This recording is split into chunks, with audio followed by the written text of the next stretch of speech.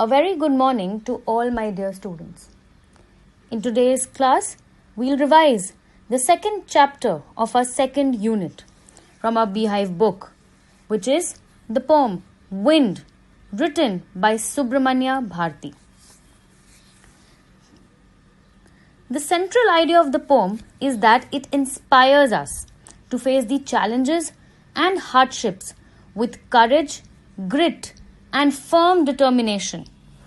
The poet says that we should welcome all the obstacles that come in our life. Wind here is a symbol of problems and obstacles which are to be dealt with without any fear and with all the courage. The poet says that we must be friends with the wind, that is the obstacles, and we must cope all the hardships. We should be mentally tough and physically strong to survive all the hardships that come in our life. We should welcome all the obstacles and not get scared of them when we see them. We should face them, and only then we can be strong mentally and physically and succeed in our lives. The poem is written in 23 lines and is not divided in the paragraphs. Let's go through the poem in detail. Wind, come softly. Don't break the shutters of the windows. Don't scatter the papers. Don't throw down the books on the shelf. There, look what you did. You threw them all down. You tore the pages of the books. You brought rain again. You're very clever at poking fun at weaklings. We'll stop here. In these lines, the poet is talking to the wind. He asks the wind to come softly. So he's saying that the wind should not be very strong or loud. It should be soft and subtle. Then he says that the wind is very powerful. It is destructive. It breaks the shutters of windows and scatters the papers. When the wind is very powerful, it brings storm and rain. All the books which are kept on the shelf fall down. So, here the poet is describing the power of the wind. Then he says to the wind to look at the destruction it had done. Whenever there is a strong wind, all the things that are weak, like plants, animals, tiny children, etc., they all get scared and they can even fall and get hurt. In the last line, the poet says that you are very clever at poking fun at the weakling. Here the poet calls the wind evil. He says that it always makes fun and tries to poke the ones who are already weak. Therefore, we can say that it is in the initial part of the poem, the poet is referring to wind as a young child. He's saying that it should come softly, just like a small child does. In the later part, we come to know that wind is destructive, just like youth. Just like a young boy or a young girl who's full of energy, violence and destruction.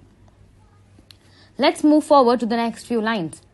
Frail crumbling houses, crumbling doors, crumbling rafters, crumbling wood, crumbling bodies, crumbling lives, crumbling hearts. The wind god winnows and crushes them all. In these few lines, the word crumbling is repeated so many times. What does it mean? It means falling or causing to break. So the poet wants to lay stress that everything crumbles in the face of a strong wind. The poet is saying that when the wind is very powerful, it is very strong.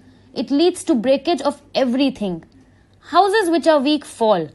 Doors which are weak fall. The beams on the roof of the building are supported. They also fall. All the wooden structures fall. All bodies of people fall. Animal, lives, hearts, everything gets destroyed. So he's saying that everything crumbles. Everything that is weak reacts by falling down and breaking in the face of adversity. So the poet is saying that whenever a weak person faces any adversity or challenge in life, he breaks down and falls. Here also in the last line, the poet says, the wind god winnows and crushes them all. The poet is addressing to wind as wind god, and he is saying that the powerful god of wind winnows. That means he sifts, that is filters all the people and those people who are weak fall down and get crushed. So here, a comparison is made between wheat and people. Just like we winnow the wheat to separate the grain from the chaff, the wind god separates the strong people from the weak people. When there's a strong wind, all the things that are weak fall and get crushed. Similarly, when there's too much struggle, too much pain, too much adversities, weak people tend to fall and tend to lose all their hopes in their lives. We'll move forward with the next few lines of the poem. He won't do what you tell him. So come, let's build strong homes. Let's joint the doors firmly. Practice to firm the body. Make the heart steadfast. Do this, and the wind will be friends with us. So here in these lines, the poet wants us to make friends with the wind. That is the adversities that we face in our lives. He says that the problems will not listen to us. They will come, so we should be prepared. In preparation, we should build strong homes and close the doors of a house firmly so that the wind, that is the problems, cannot get into it. That is, they cannot get into our lives.